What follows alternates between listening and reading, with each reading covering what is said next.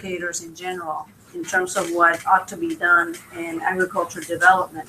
I had the privilege of serving with Dr. Deaton in BIFAD as a member of BIFAD, and I can tell you that he not only brings a wealth of experience and expertise, but he is just an incredibly good leader. Sometimes you hear about people herding cats, and he does that very, very well. And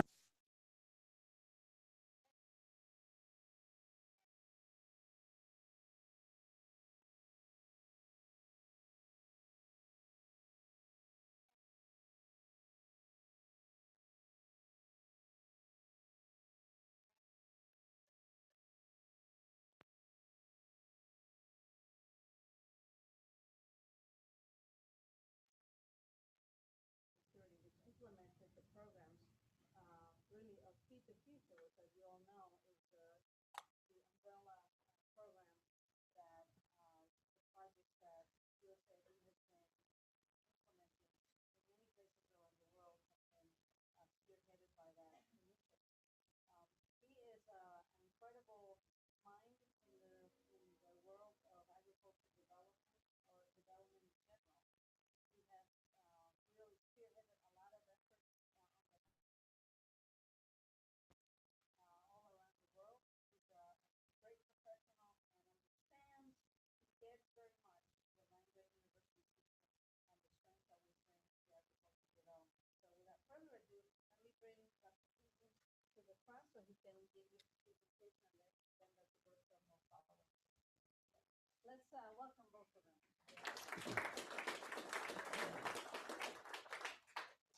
Dr. Morano, thank you very much. Can everybody hear me okay? Okay. If I falter, raise your hand. It's wonderful to be here, and I can say so many good things about Elsa Morano, who worked with us on the board, BIFAD, and that I was honored to chair. And of course, we all had worked with Dr. Bertram. So we're very thrilled to be here together. And I want to commend Elsa and her leadership at the Borlaug Institute to honoring a man whom we all know that all of us feel like we walk in his shadows and laud him in so many ways. And I had the privilege as chancellor at the University of Missouri to present him with an honorary degree on a very hot day in May. And he was a soldier in every aspect of that, as Elsa was telling me about his role here as well when he got his degree. So it's a wonderful time to be here, to be with you. And as I said to a group of students just a few minutes ago, it cannot be a more exciting time to be engaged in agricultural development work when we have a population growing to 9 billion people by 2050, and the demand on the whole agricultural system to step up and respond by increasing at least the estimate. You get 60% at the minimum, I think. A lot of people say it's got to be double because of the growth in the demand for protein products that this is all going to feed into. And we know it depends a lot on peace in the world as well. So we're very committed to doing everything possible. And I work then as chair of BIFAD, advise U.S. aid administration, and work with Dr. Bertram in so many ways. And I want to take a few minutes to go over that. I'm going to try not to rush, but I'm not going to read everything that you see on the slides here, if I can get those moving forward. Which way do I point? Maybe that's the... There's another one. There's another one over here. Oh, there you go. Maybe that's... Is it? Let me say, I'm happy to actually... I'll tell you what, I'll be happy to advance it for you. You just Oh, the go map? next, and I'll Oh, do okay. it. Or you want to show me? Okay. I'll take care of Okay. it. I'll take care of it. Here we are. What is BIFAD? And let me say, having been involved in agricultural development as an ag economist, Peace Corps, and other work, and working in several countries in Africa, the Caribbean area, and in Asia, where I started out in the Peace Corps in Thailand, it's just wonderful to be honored to be in the role of chair of BIFAD. In a nutshell, the basic message I want to give to you in the next 10 minutes here is that our entire goal as BIFAD is to bring the wealth of information, and that means science and knowledge, that base to bear on what the United States does in its foreign assistance efforts. And that's because that's our mandate, growing out of the legislation that Paul Finley, a congressman from Abraham Lincoln's district, I think this is I never thought of it that way, actually, until recently. From Abraham Lincoln's district, as you all know, 1862, the Morrill Act. I don't need to go over that. You're a group of seasoned experts here. But it's from that district that Paul Finley, as a congressman, and Hubert Humphrey from Minnesota created Title 12, that created BIFAD, to have a group of 7 people advise the USAID administration to ensure that our experience with the land grant mission, bringing knowledge, teaching people, bringing that back into the labs, would shape the way we do foreign policy, so that we not only, that we in fact do not just provide foreign assistance in the way of providing food to other people around the world, but we don't provide the fish, we teach them how to fish. You've heard the metaphor so many times. But that is so vital. And it's so easy for any administration responding to short-term demands to move away from that. So what we do is to take a longer-term perspective, and fortunately, Administrator Rod Shaw of USAID has asked us as BIFAD to advise him on all aspects of the aid mission, not just the focus, which I will talk more about today, the focus on Feed the Future countries, those 19 target countries right now that we're focusing on trying to alleviate extreme poverty in the world and reduce child stunting. These are major objectives, and promote agricultural growth and development among smallholders. Sort of a very refined aspect of what USAID is doing that is so vital as we move into the future. There's many ways of tackling the global food issue. It's very brave to say you're really going to lift up the lowest of the low in this process and engage them in the commercial economy of the world and move them forward. The good thing is we've had progress for the last decade in a way that we have never seen progress before in the history of humankind, modern history, recorded history of humankind, and that's really very, very important. So the president appoints the 7 persons. 4 are linked with higher education. 1 has to represent the private sector, and 1 has to represent the NGOs at a minimum. So that makes up one way or the other then the 7, with a little overlap sometimes here and there. And so we move forward. We can go ahead here. Right now, and I've already said this in a way, but inclusive agricultural sector growth is focused upon at the same time that improved nutritional status for particularly pregnant, lactating mothers and small children. That first 300 plus days of the child's existence is so vital to ensure that we are not saddling society with an even greater cost to try to deal with the problems that arise. And that concept is common to an economist. It isn't in our lay thinking too much, but we need it planted out there.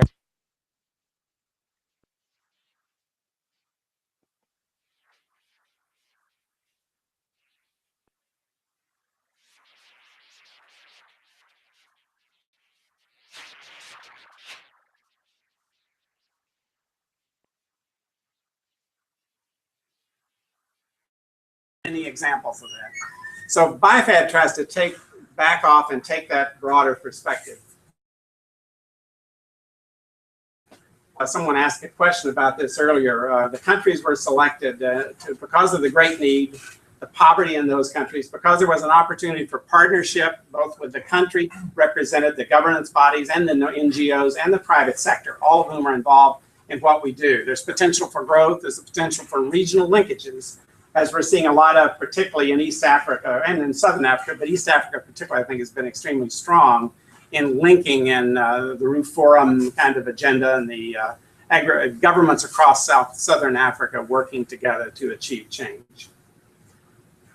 We know that, and we believe that, following sort of the Title 12 grassroots model that our land-grant universities were developed on, that it takes local commitment and local resources to get the job done. So we're always looking for that to drive productivity in our agricultural development programs.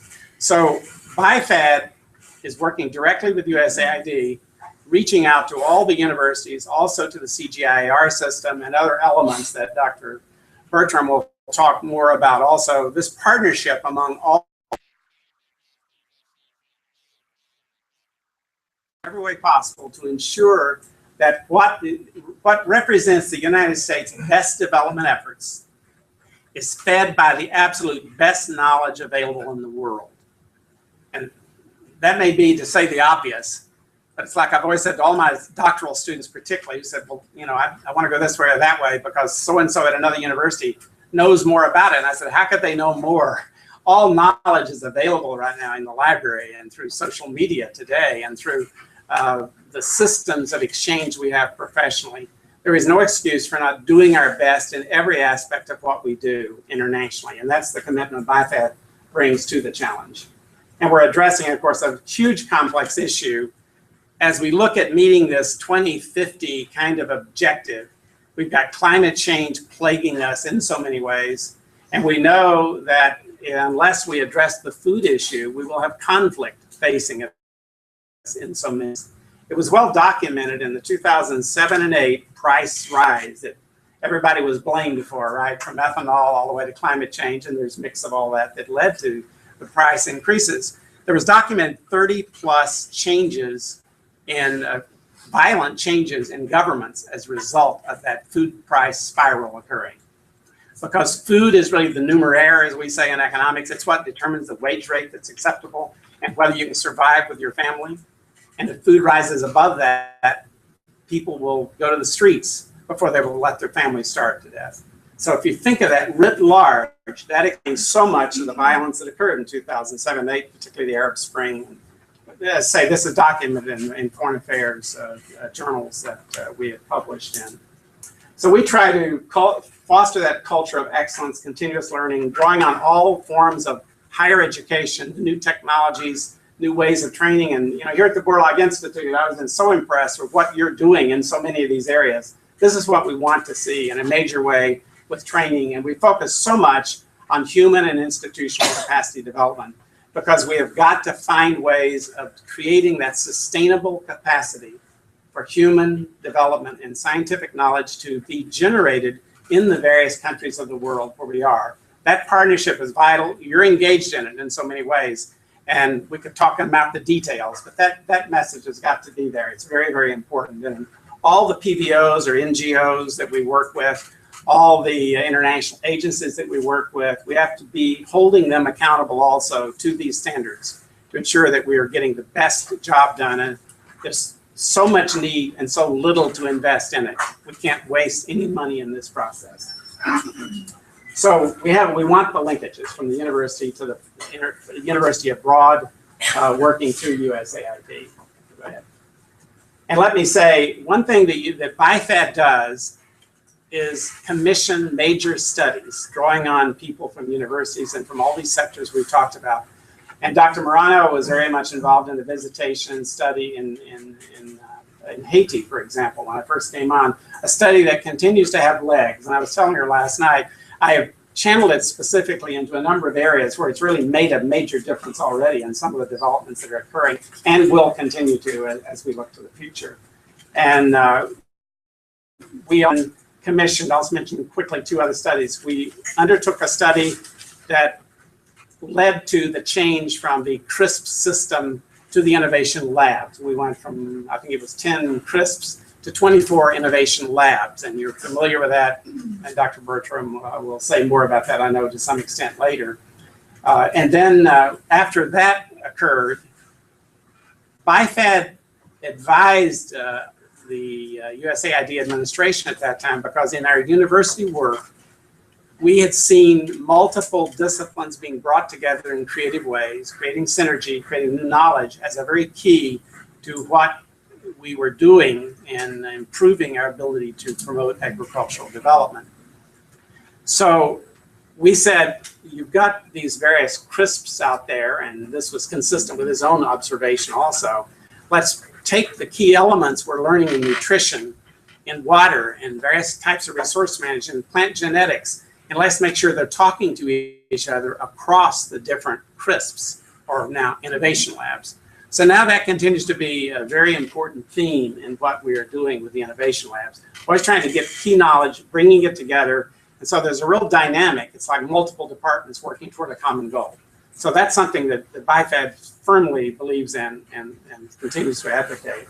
Then we also just are completing now a major study on how we can improve our capacity to work with universities abroad and with other forms of educational programs. And so that when students come from those countries to study. First of all, we need more resources for more students to come here from various countries around the world that we're targeting to study for master's and doctoral degrees. But then when they go back, we need to have the capacity to maintain a close partnership with them and provide some support, provide the ability for them to continue to grow professionally, engage in joint efforts. The Australians have been very good about this in Southeast Asia, let me say, and I've observed that in my work in Southeast Asia. And we feel that certainly in Africa with these Feed the Future countries, we need to ensure that capacity. That study will be discussed at the World Food Conference next week. Some of you will be there. And we will have then an e-consultation through the fall, and we'll be formulating various strategies that are based on three major studies that have been done on human institutional capacity development over the past couple of years. One at USDA, one at USAID, and then this study that BIFAD undertook. The universities, of course, I'm going to quickly, also this one and the next one. In other words, who benefits from all this? Certainly USAID benefits because they get the greatest knowledge. They expand the resources of USAID into universities and to other agencies of government, into the NGO community, beyond what they might do without BIFAD. BIFAD, of course, and universities like Texas A&M benefit because you enrich your curriculum. You open up new vistas of opportunity for your professionals, your faculty to contribute to what's going on in the world. It contributes then to the strength of Texas agriculture, as it certainly does Missouri agriculture. If you talk to members of your economic development cabinet, your state government, you'll see them embrace what you're doing internationally very strongly because it's those markets that are growing and creating the potential. If you look back at 30, 40, 50 years of history, if the case is so clear that it almost doesn't bear mentioning. If you look at the growth of a South Korea, the growth of a Thailand for that matter, the growth of India, these countries that have been so successful economically, creating enormous demand for US food and non-food products. Our entire economy has been lifted up because of our aid effort in a major way. Research will continue to be focused on enabling smallholders, particularly in the complex environment they work in, we will make the kind of development investments and research investments that strengthens the ability of small farmers to develop markets, to use mobile devices, to check prices, communicate with each other, form cooperatives, and engage in a variety of ways to strengthen themselves in the economy. And there's various enabling environments the various organizations are working with that can help strengthen this. This Ag Innovation System, I've basically already mentioned it in what I said. This is a more detailed look at those components. And I won't go into examples here in favor of time and giving us time for adequate discussion here, but I've basically said this. I know that USAID now is focusing on 5 basic levers in what they do, and promoting entrepreneurship, utilizing policy and data very effectively to measure change and to promote the kind of strategies among the various actors. We're not taking a simplistic view. And to be honest, I can remember when both World Bank and USAID and universities took a much more simplistic view. We said, well, we will do that and it'll have these positive effects and we'll go on. Now we're very carefully crafting the way we measure every aspect of the interaction because it enables us to save on money and do a more effective job and on the outcomes. So a lot of time spent on measurement is vital and it strengthens all of us. So that's a lot of the research and innovation. Promoting private sector linkages is very vital. And in country after country, the big challenge that we face is how do we deal with the whole extension question? Extension is one of the great strengths of our university system in this country and one of the most lacking vibrant resources in country after country abroad. So a big topic, we could go into it in great depth, but it's one that we're spending more time thinking about. I've mentioned the innovation labs already. It involves 60 colleges and universities. Everyone competes for these, and some of them look at various value chains that are occurring around the commodity or mix of commodities they're working with.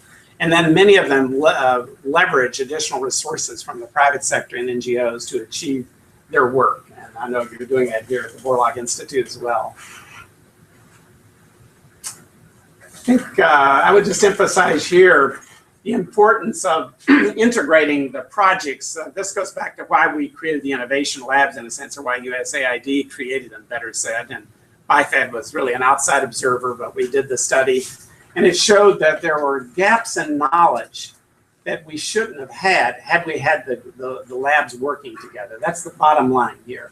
And I in May, excuse me, in May, I participated in a workshop in Athens, and with the grain legume innovation lab. And there, it was amazing that there was we discovered as we met there that there's a real lack of knowledge about traditional seed systems in country after country. How long could you keep using the same seed without it diminishing in quality or disease setting in, right? Obvious kind of questions that if we went around the room, most of you would say, yeah, we got to look at that. Well, this group wasn't looking at that question. And then when it talks about it, they say, oh yeah, we ought to do some meta research on that to take that step because it's vital to the next investment you would make.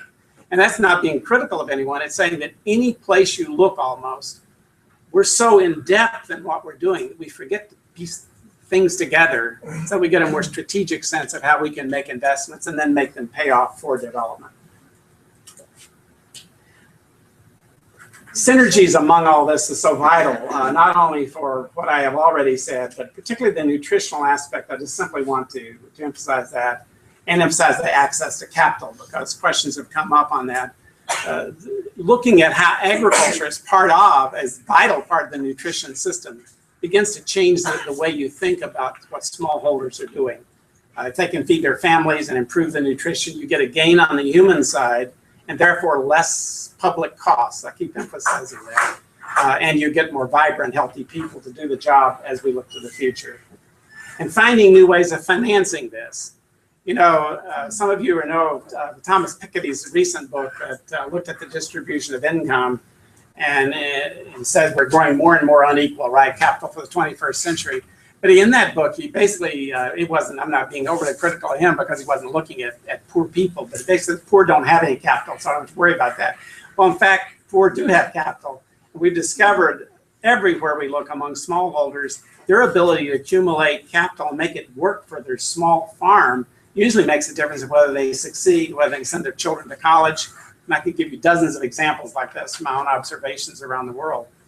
So you do not want to ignore that capital formation and innovative financing systems with microfinance or money lenders in various ways, cooperatives working with the banks in that country to generate more financial ability for the household to make a longer term view of what it is they're doing. I'm sorry, I was very time conscious here also, and I apologize for that, but I did want to give time. We want to have a good discussion with you on these. Thanks for this opportunity, and I will turn the program over to my colleague. Thank you very much.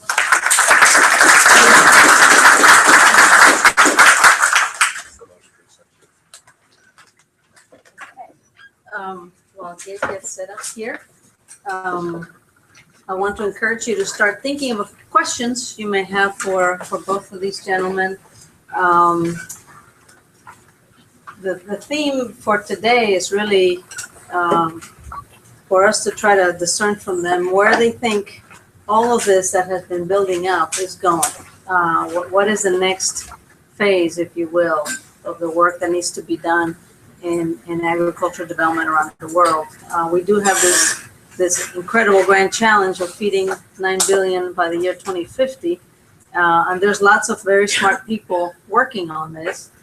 But all of those smart people also take the lead and need the resources that are provided by USAID to attack some of these problems. There's lots of other sources as well, but certainly an important one is USAID. And so we're delighted to have Dr. Bertram here as a Cheif Scientist who can talk science to us and the science of ag development and where it's going. Thank you so much, Elsa. It's great to be here among old friends and new. And I'm going to try to go quickly. So Brady's already alluded to this. And I'll tell you the truth, I could have put that slide up 10 years ago. And was anybody investing in agriculture? No, it was because of the changes that Brady talked about, the price rises that led to civil instability that put agriculture back front and center. I just want to make three comments. One is those prices were not a spike. They have stayed high, much higher than prices were in 2006, and the work coming out of IFPRI and elsewhere suggests that they're going to remain high. Second, a lot of what we saw was really about underlying growth and demand associated with the income effect in countries like China and India, wherever middle classes are emerging and shifting to more cereal-based diets with livestock, dairy, chicken, eggs.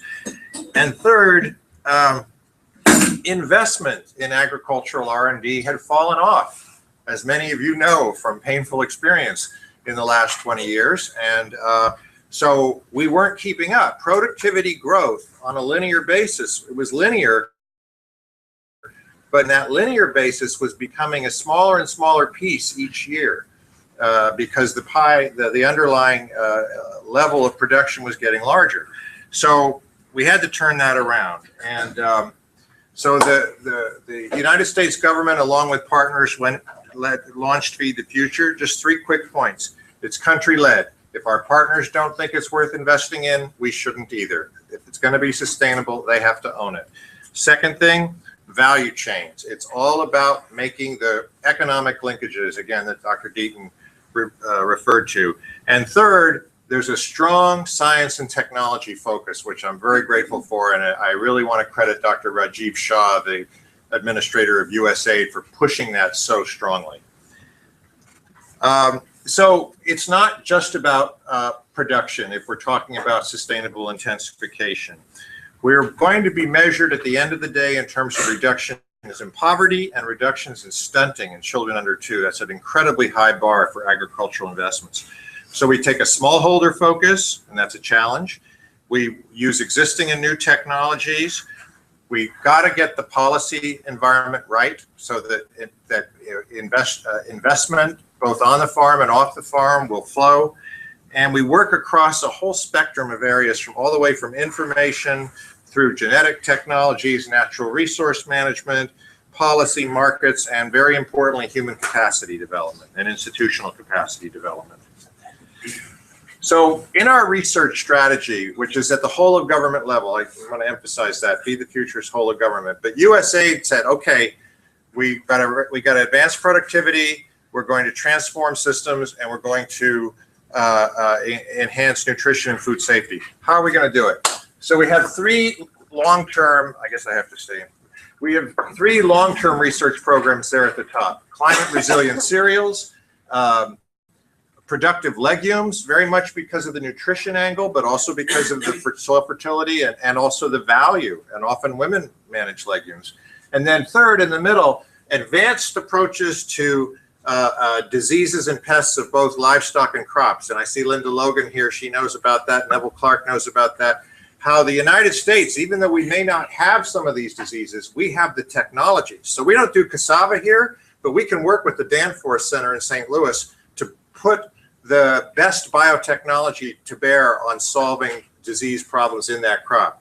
Then at the bottom of the slide are the medium-term efforts that are more the policy and markets research and support analysis, the safe and nutritious foods, which very much emphasizes both animal source foods, but also, seeing Fred Davies here, the high nutrition foods, vegetables, fruits.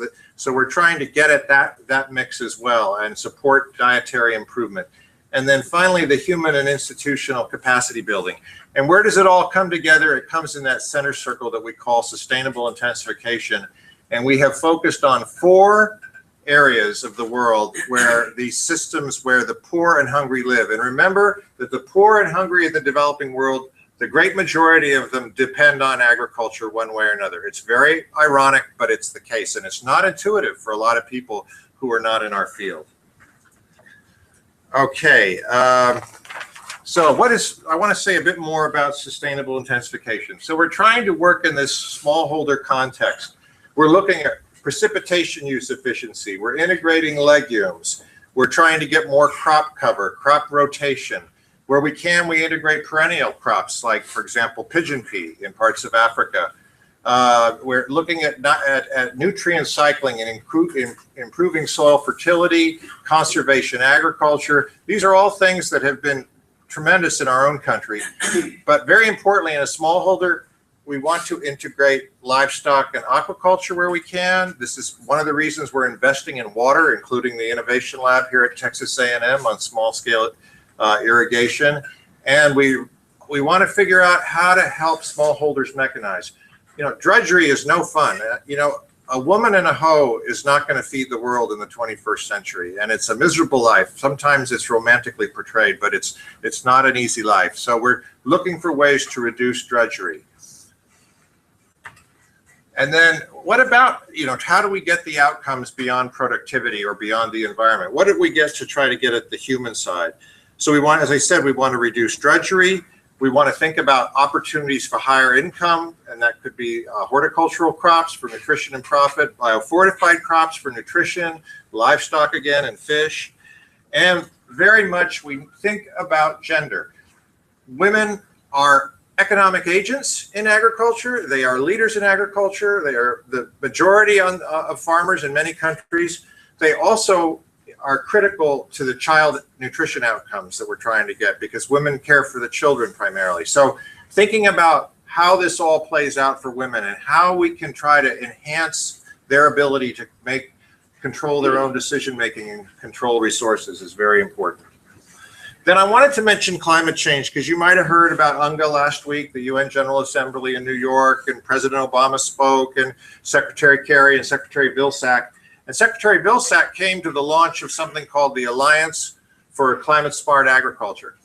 Now, we've always had climate, gender, and environment as crosscuts in Feed the Future, but the climate smart agriculture push is more about mitigation. In other words, what can we do to help make agriculture even more a part of the solution? Because remember, agriculture generates anywhere from about 18 to 29% of the global greenhouse gas burden. The larger number being when you impute the effect of land change and tropical deforestation. One thing I'd like to share with you all is some great news I heard in New York City.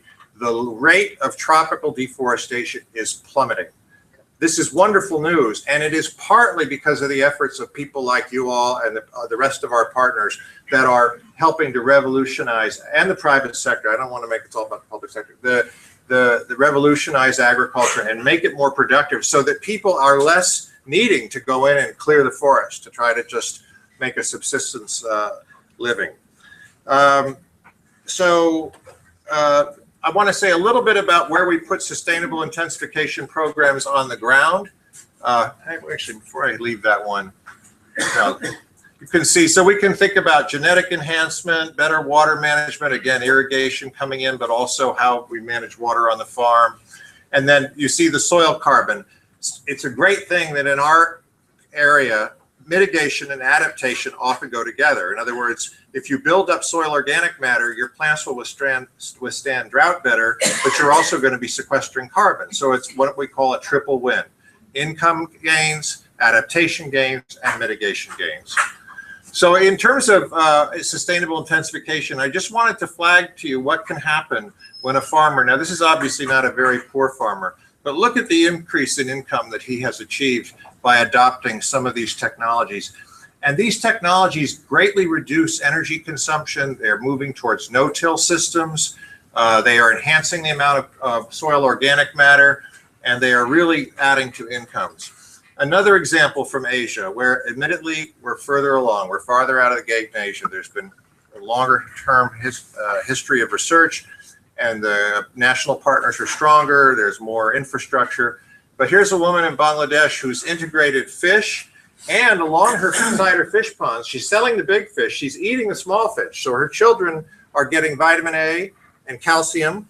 And then she's growing vegetables along the banks of the dikes and orange flesh sweet potatoes, with Dr. Davies worked with us on last year when he spent a year with us in Washington.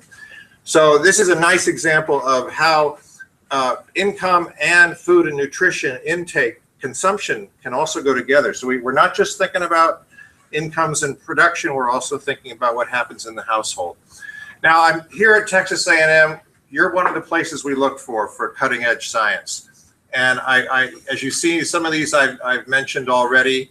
These are all areas where we are looking to both the private sector, many companies in the US, but also the US university community to help us leverage the science that American farmers enjoy and that you all use to address the problems of smallholders. And then here's an example of, and Sean was the plant breeder with us this morning, and maybe there's some other plant breeders. This is what the kinds of things we can think about to use modern science to affect that smallholder, whether we're talking about heat tolerance, photosynthetic efficiency. Imagine the implications of that for global climate.